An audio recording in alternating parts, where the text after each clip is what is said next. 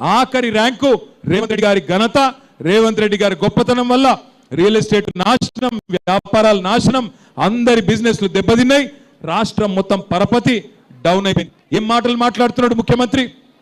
కష్టాలు ఉండవా? ప్రభుత్వాలకు రాష్ట్రాలకు కష్టాలు వస్తాయి, కానీ తట్టుకొని నిలబడాలి. కేసీఆర్ గారు ఉన్నప్పుడు కరోనా రాలేదా? కరోనా వచ్చినప్పుడు 2 ఏళ్ళు మొత్తం కారోబార్ బంద్ అయింది.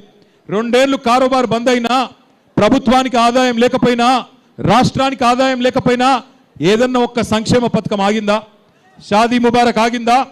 కళ్యాణ లక్ష్మి ఆగిందా? పెన్షన్లు ఆగినాయా? కేసీఆర్ కిట్లు ఆగినాయా? ఏది ఆగలే.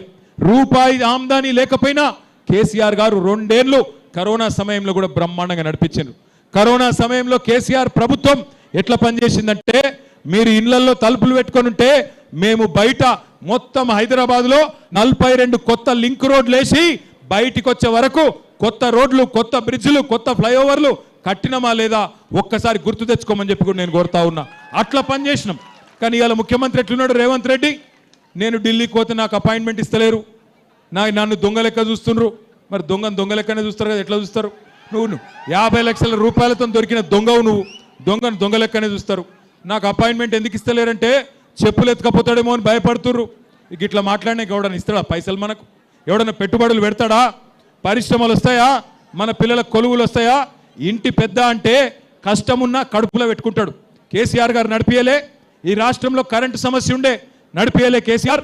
కరెంటు సమస్య పరిష్కారం చేసిండా లేదా కేసీఆర్ గారు?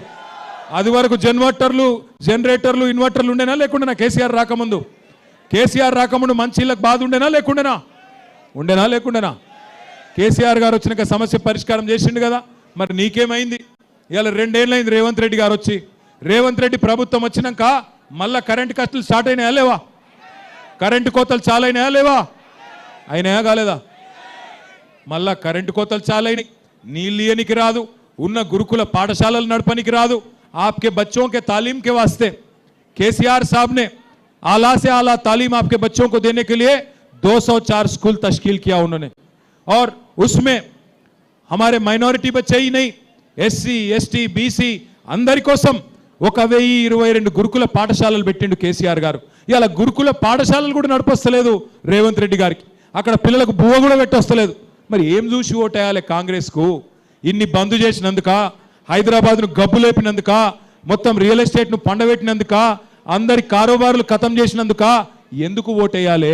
ఆలోచించండి. 11 తారీఖు నాడు దయచేసి మీరు ఓట్లకు రండి.